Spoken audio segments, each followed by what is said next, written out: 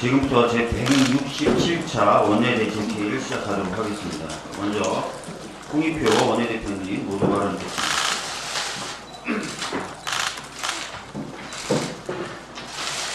네, 국회의원 선거가 얼마 남지 않았는데 선거가 아직 확정되지 않아서 국민께 큰 혼란을 드리고 있습니다.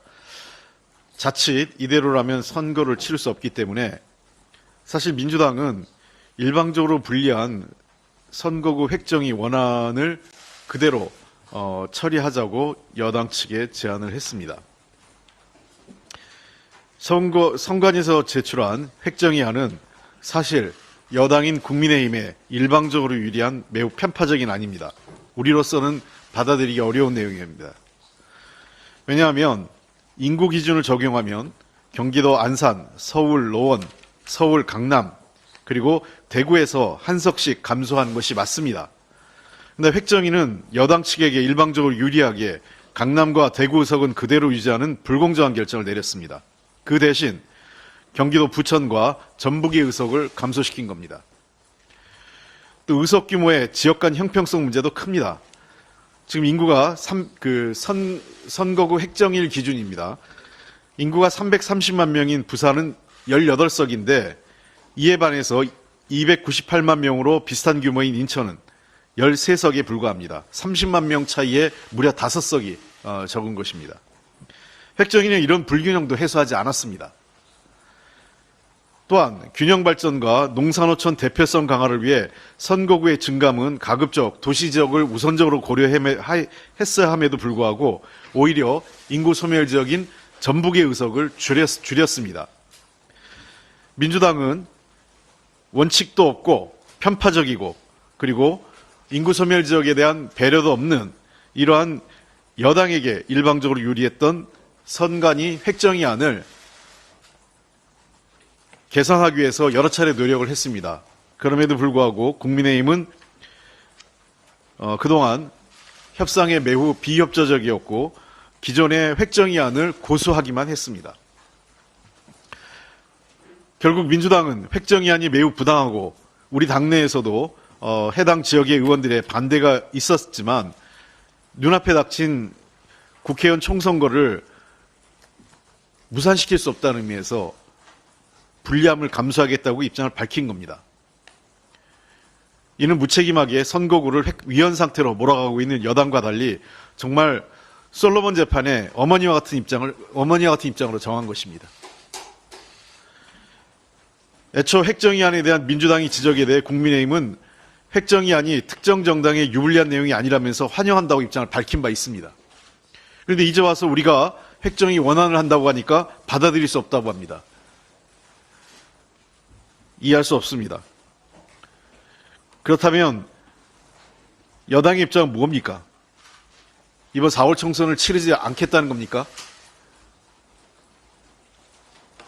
불공정한 획정의안의 수정안을 과감하게 제시하든가 아니면 획정의안을 받든가 두 가지 중에 하나로 빨리 입장을 정해서 오십시오.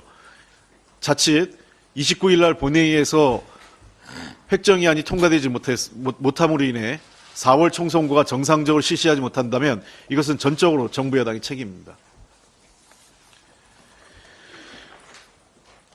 우리 경제가 IMF 이후 25년 만에 최악입니다. 산업 상황을 보여주는 광공업 생산이 지난해 3.8% 감소해 1998년 이후 25년 만에 최대 감소폭을 기록했습니다.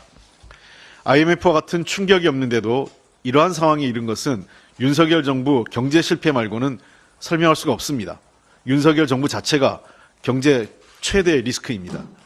지역별로는 부산이 마이너스 9.6%, 경기가 마이너스 8.3%, 충북이 마이너스 6.6% 등 전국 17개 시도 중 15개 시도의 생산이 줄어들었습니다. 업종별로는 반도체 전자 부품이 마이너스 8.5%, 화학제품이 마이너스 10.6%, 기계장비가 마이너스 7.8%로 핵심 산업을 중심으로 대폭 감소가 이루어졌습니다. 생산뿐만 아닙니다. 수출과 소비도 함께 쪼그라들었습니다. 옆에 홍성구 의원님 계시지만 본격적인 위축사회로 들어가기 시작한 것 같습니다. 수출은 전국적으로 7.5% 감소했는데 충남이 무려 26.1% 줄어든 것을 비롯해서 세종 23%, 충북이 14%, 전북이 14%, 경북이 12.5%를 각각 줄어들었습니다. 물가는 22년에 이어 2년 연속 3% 넘게 올랐습니다. 특히 전기, 가스, 수도요금은 20% 이상 폭등하고 가공식품, 외식 등 소위 먹고 사는 문제와 직결된 물가가 대폭 올라 서민과 중산층 생활에 직격탄을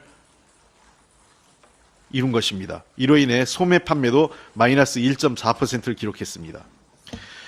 경제와 민생에 무능한 정부만큼 국민에게 해로운 정부는 없습니다.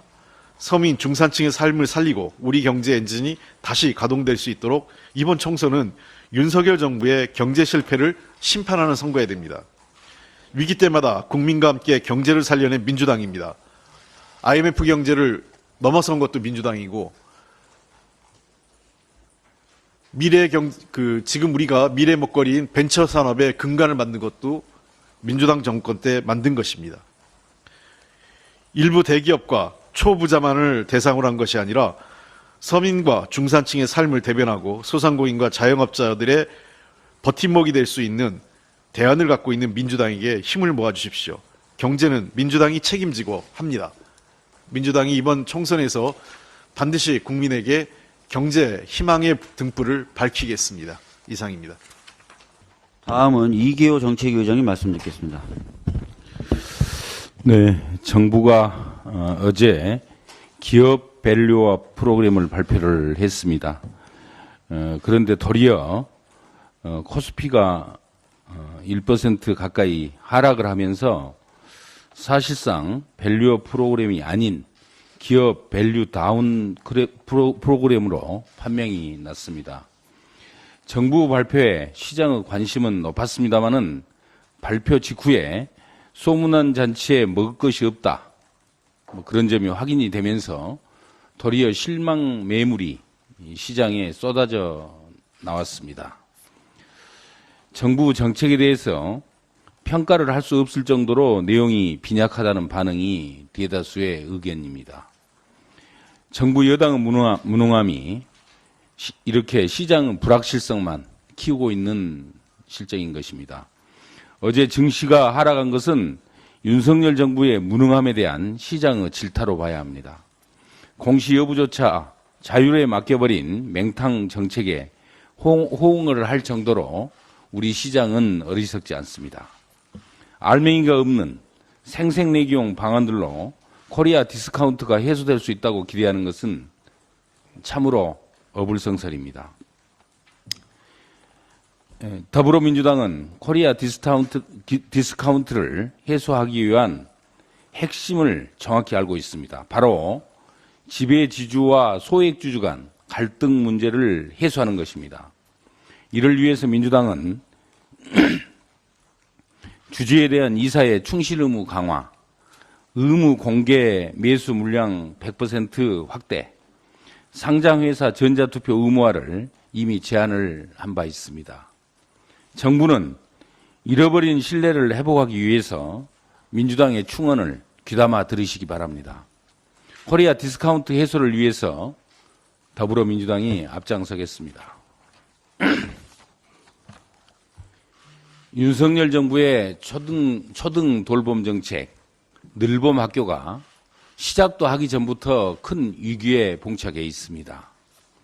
3월 새 학기가 이제 일주일도 남지 않았습니다마는 늘봄 학교 운영이 시작되는 전국 2,741개 초등학교에 상당수가 늘봄 학교 선생님을 구하지 못하고 있습니다. 심지어 늘봄을 위한 공간도 마련하지 못한 학교가 많다고 합니다. 선생님도 없고 교실도 없는데 그러면 우리 아이들이 어떤 돌봄을 받게 될 것인지 학부모들은 벌써부터 불안하기 짝이 없습니다. 초등학교 선생님들은 결국 기간제 교원이 확보되지 못하고 늘봄 학교가 강행될 경우에 고스란히 늘봄 업무까지 떠맡게 되는 상황이라서 걱정이 참으로 태산 같다고 합니다. 선생님들의 업무 과중은 정규 수업의 질 저하로 이어질 수밖에 없습니다. 결국 국고 지원은 전혀 없이 교육청이 알아서 해결을 하라는 주먹구구식의 윤석열 정부의 늘봄 학교 강행, 바로 이 점이 교육 현장을 지금 패닉 상태로 빠뜨리고 있습니다. 현 정부의 늘봄 학교는 이명박 정부의 누리과정의 상황을 떠오르게 합니다. 참으로 악몽 같은 데자뷰입니다. 지난 2011년 5월 이명박 정부는 만 5세를 대상으로 누리과정을 도입하겠다고 발표를 했고 2012년 총선을 앞두고 만 3, 4세까지 확대하겠다. 당시 계획을 발표를 했었습니다. 이 당시에도 이명박 정부는 약 4조 원에 이르는 누리과정 시행에 따른 소요 비용을 모두 교육청에 떠맡겼습니다.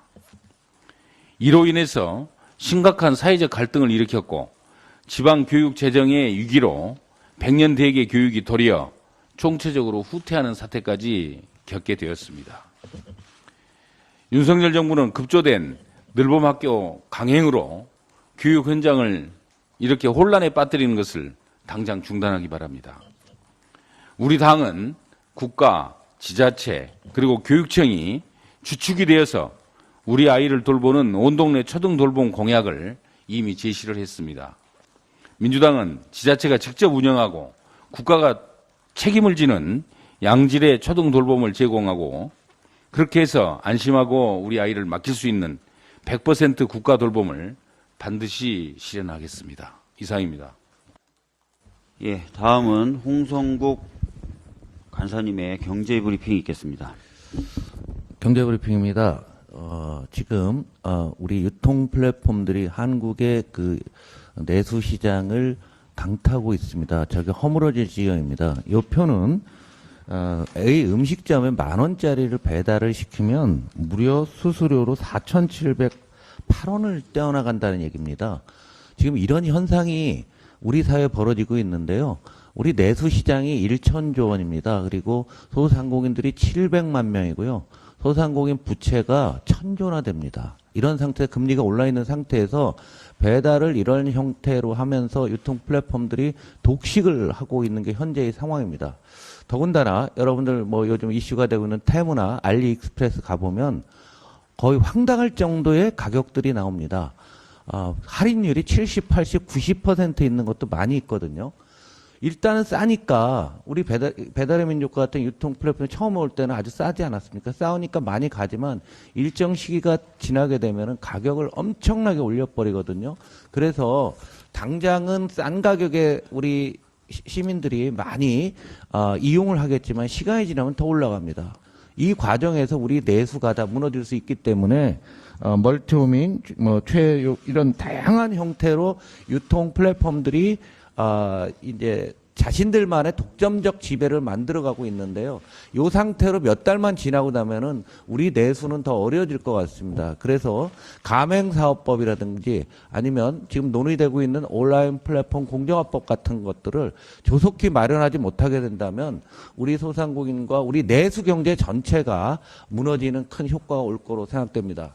두 번째로는 이계호 정책위 의장도 말씀하셨지만은 정부가 어제 한국 증시 밸류업이라고 이름은 참 거창한 정책을 내놨는데요. 알맹이가 다 빠져 있었습니다. 그런데 이것은 가장 중요한 것을 지금 정책 당국자들 그리고 여당에서 모르고 마구 내던진 겁니다.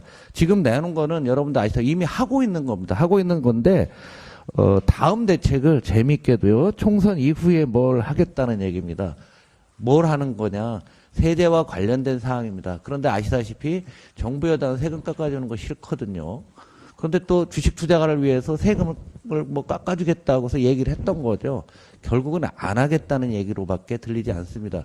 지금 정부 여당이 내놓는 정책을 자세히 살펴보게 되면은 시간 1시 정책 끝나고 나든가 아니면은 거의 현실성 없는 것들을 그냥 기본적으로 내지르는 그런 상태라고 봅니다. 코리아 디스카운트가 왜 이 정부에서 중요했냐?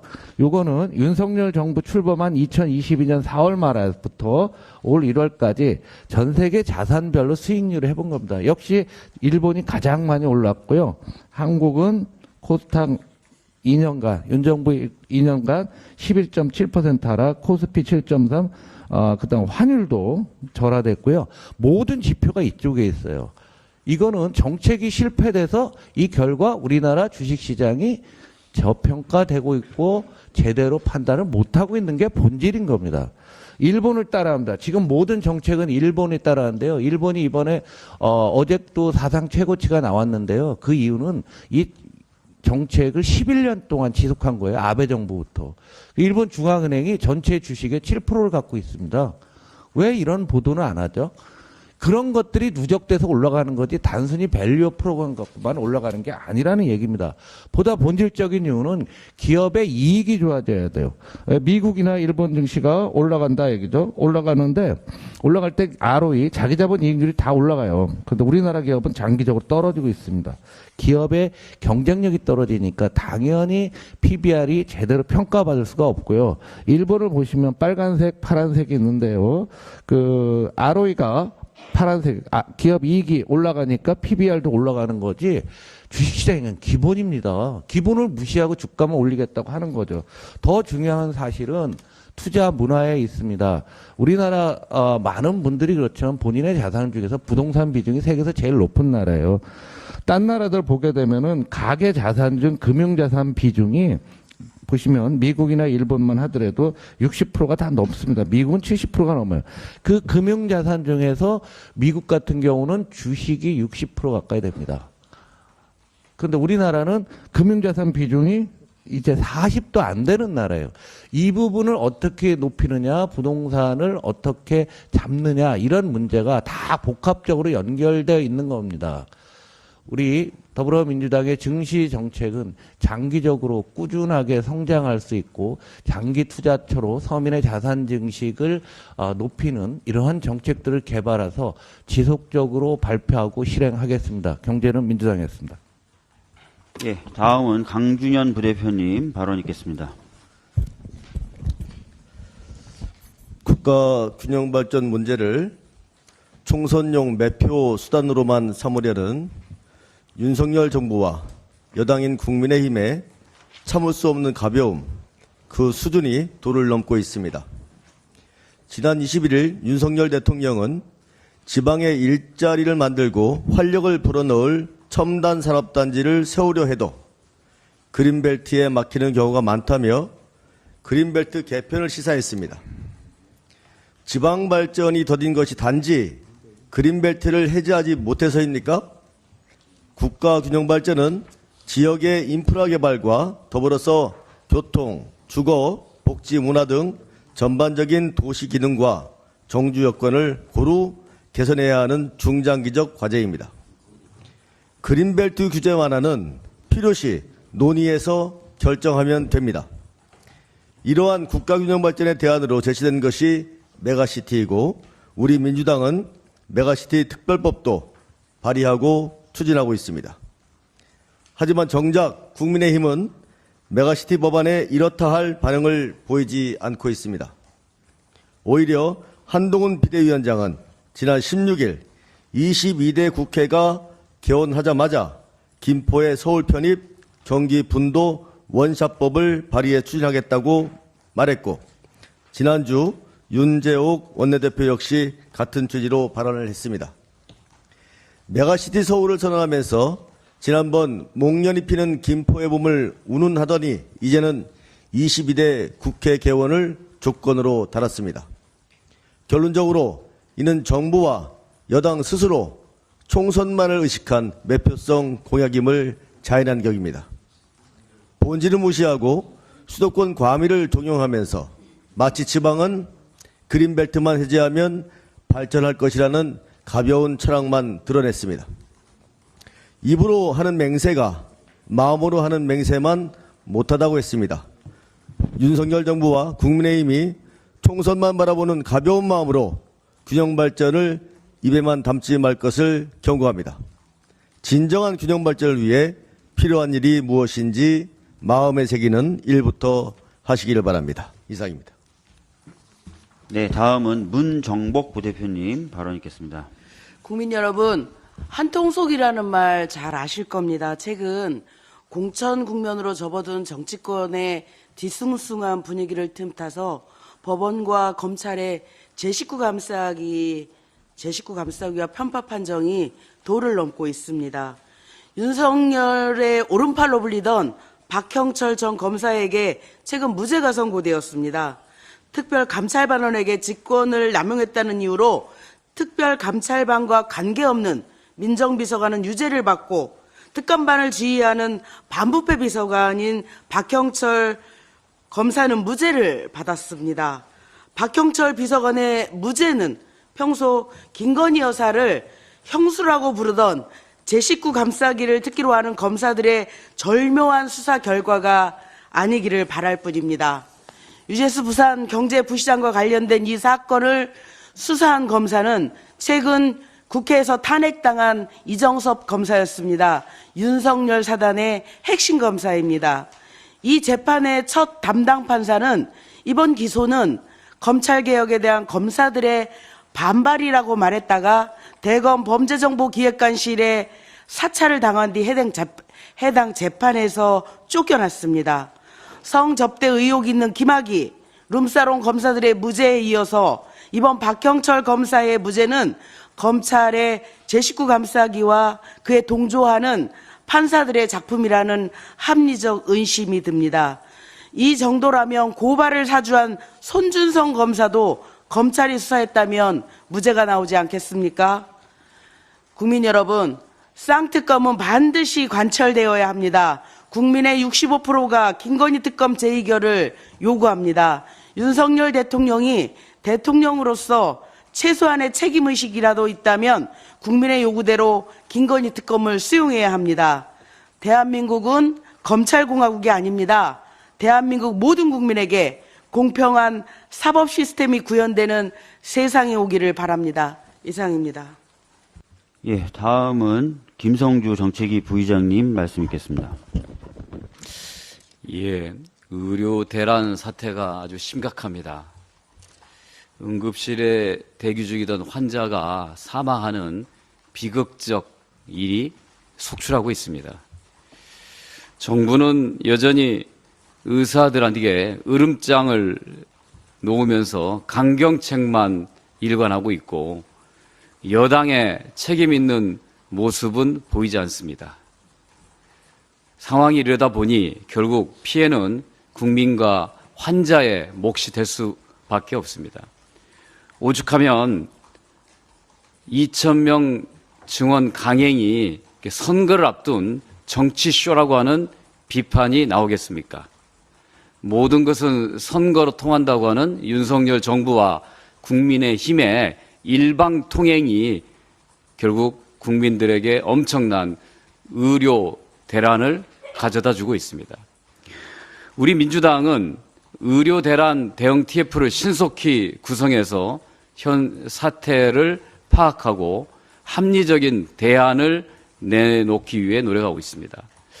오래전부터 민주당에서는 숫자가 500명인지 3,000명인지 중요한 게 아니라 이 늘어난 의대 정원이 졸업 후 제대로 지역과 필수 의료 영역에서 일할 수 있도록 만드는 것이 중요하다고 계속 주장해 왔습니다. 이런 합리적인 주장에 대해서 지금까지 정부 여당은 일체 응답하지 않고 있습니다. 지역에 머물러 환자들과 함께 할 수 있는 지역 의사제 도입, 공공 필수 의료 인력을 직접 양성하는 국립의전원 신설과 함께 의대 정원이 확대될 때만 응급실 뺑뺑이, 소아과 오픈런, 또 새벽 KTX 상경과 같은 우리나라 의료체계의 왜곡을 막을 수 있습니다. 민주당은 더 이상 이 사태를 방관할 수는 없습니다. 저희가 의료 대란 대응 TF를 중심으로 신속하게 관계자들과 대화를 나눠서 합리적인 대안을 모색하고 이 의료 대란 사태를 조속히 마무리하도록 하겠습니다. 선거법 협상이 여전히 안개 속입니다. 이번 선관위의 획정안은 일방적으로 농촌과 민주당의 희생만 강요한 편파적 안입니다. 국민의힘에게는 유리한, 민주당에게는 불리한 안을 들이민 것입니다. 공직선거법은 인구 대표성과 농산어촌의 지역 대표성을 반영한 선거구를 획정하도록 되어 있습니다. 그런데 이번 선거구 획정안은 아주 편파적일 뿐만 아니라 지금까지 국민의힘은 대단히 무책임하게도 협상에 비협조적입니다. 농산어촌의 지역의 대표성을 확보하는 전북의 의석 10석은 유지돼야 됩니다.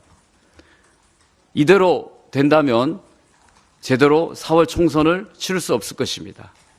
그러면 모든 책임은 여당인 국민의힘에 있다.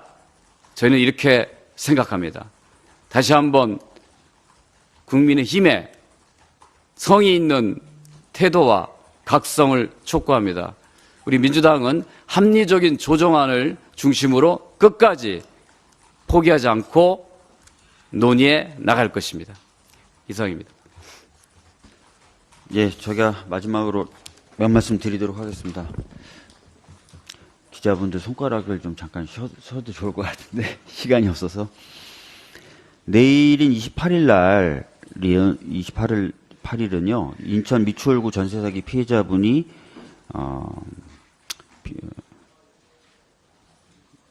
피해자분의 첫 번째 희생이 발생한 지 1년이 되는 날입니다. 1년이 다 되도록 전세 사기 피해자분들의 고통은 여전하고 새롭게 또 피해자들이 더 늘어나는 상황입니다. 어제 인천 미추홀구 한 전세 사기 아파트를 다녀왔습니다. 여기 계신 기자분들 제가 거기서 얼굴 뵌 분들이 많은데요.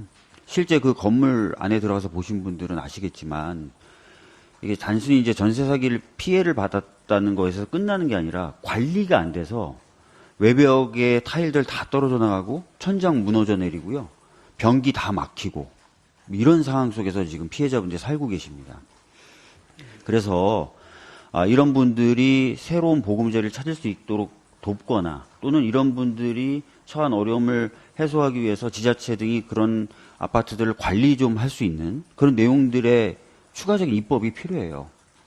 그렇지 않으면 그분들 어떻게 살겠습니까? 그래서 저희들이 전세사기 특별법 지난 정기국회 때 처리하자고 했는데 국민의힘에서 반대했고요. 저희들이 좀 국회법 절차에 따라서 저희들 힘으로만 법사위에 보내놨습니다. 근데 법사위에 보내진 지 60일이 지났는데 아무 논의가 안 되고 있어요. 그래서 이번에 저희가 또 한 번 저희들의 힘으로 뭔가 좀 더 다른 조치를 취해야 되는 그런 상황이 됐습니다. 전세사기 피해자 한 분 이런 얘기 하셨어요. 어제 방문했을 때 정치가 왜 중요한지 이제 알겠다. 이렇게 얘기를 하셨습니다. 오늘 정치의 역할, 효능 이런 것들을 전세사기 피해자분들에게 보여주는 하루가 될 수 있도록 하겠다는 말씀 드리겠습니다. 이번 정부를 가리켜서 검사 공화국이다, 검사 독재다 이런 얘기를 하는데요. 또 하나의 별명이 지금 생기고 있는 것 같습니다. 입틀막 정권이라는 건데요. 기억하시겠지만 전북특별자치도 출범 행사 때 강성희 의원이 국정기조 쇄신하십시오라고 얘기하다 끌려나갔고요. 카이스트 졸업식에서는 R&D 예산을 복구해 주십시오 하다가 끌려나갔습니다. 믿기지 않는 일들이 연속돼서 일어나고 있는데 더 믿기지 않는 일들도 또 많이 발생하고 있는 것 같습니다. 선거방송심의위원회가 김건희 특검에 여사를 붙이지 않았다는 이유로 SBS에 제재를 가했습니다. 김건희 씨를 지칭한 것도 아니고요. 이게 고유명사처럼 쓰이는 김건희 특검이라는 그 법안의 명칭을 그냥 쓴 건데 거기 여사를 붙이지 않았다고 해서 불공정하다라고 하는 겁니다. 근데 이 특검법 공식 명칭에 여사란 표현이 들어가 있습니까? 이 법안 공식 명칭에 여사란 표현이 들어가 있어요? 없어요. 대통령 배우자 김건희의 도이치모터스 주가 조작 의혹 진상규명을 위한 특별검사 임명 등에 관한 법률안입니다. 그럼 국회도 제재를 받아야 됩니까? 말이 안 된다고 생각하고요. 그럼 김영란법은 앞으로 김영란 씨법, 김영란 님법, 김영란 전 대법관님법 이렇게 불러야 되는 겁니까? 말도 안 된다고 생각하고요. 이런 식으로 계속 입을 틀어막는 것 전 유지될 수도 없다고 보고 바람직하지도 않다고 봅니다. 그러니까 이런 식으로 입을 틀어막는 거 하지 말고 저는 도이치모터스 주가 조작 사건의 진상이 규명돼야 된다라고 생각을 하고 여당도 협조했으면 좋겠습니다. 또 황당한 게 있는데요. 경찰이 그 윤석열 대통령 관련된 영상에 대해서 압수수색에 나섰답니다. 근데 이 영상은 딥페이크 영상이 아니에요. 그리고 제목에 아예 달았답니다. 대문에다가. 가상으로 꾸며본, 이렇게. 그럼 이게 가짜라는 거 다 알고 보라는 얘기 아니에요. 근데도 이것에 대해서 국민의힘이 고발하자 경찰이 압수수색 나가고 방송통신심의위원회에서 접속을 차단해버렸어요. 이렇게 하는 게 어디 있습니까? 이것도 또 하나의 입틀막인 것 같습니다. 한편 한동훈 비대위원장 어떻습니까? 법무부 장관 후보였던 시절에 엄마 찬스 의혹, 자녀들에 대해서 엄마 찬스 의혹을 제기하자 언론사 기자 5명 고소해버렸습니다. 근데 이게 최근에 경찰에서 혐의 없음 불송치 결정 내려졌어요. 또 한 기자가 SNS에 쓴 말, LCT 수사 관련돼서 쓴 말에 대해서 손배소 청구했는데 2심에서 기각당했어요. 그러니까 무슨 말을 하면은 다 고소고발하고 손배 청구까지 하겠다는 겁니다. 한동훈 비대위원장도. 입을 막아버리겠다는 거죠. 그러니까 이런 식의 입틀막 정권은 보수 쪽에서 얘기하는 자유민주주의라는 가치에도 맞지 않습니다. 다른 태도를 보여야 될 것 같고요. 최근에 이런 모습 보면 제가 계속 거론하는 건데 새로운 신성 가족이 탄생되는 것 같아요. 불가침, 심지어 거론조차 하기 어려운 그런 신성 가족이 탄생되는 것 같아요. 윤석열, 김건희, 한동훈. 근데 이 세 사람의 공통점이 있죠. 고발사주 사건에서 검찰이 작성했다고 1심 판결에서 밝혀진 이 고발장의 피해자로 적시된 3명입니다. 대한민국은 민주공화국이에요. 이 3명을 위한 이 3명의 신성가족을 위한 나라가 아닙니다. 이 세 사람도 비판받을 땐 비판받아야 되고요. 평가받을 땐 평가받아야 됩니다. 빨리 민주공화국으로 돌아올 수 있도록 민주당이 최선의 노력을 다하겠다는 말씀 드리겠습니다. 이상입니다.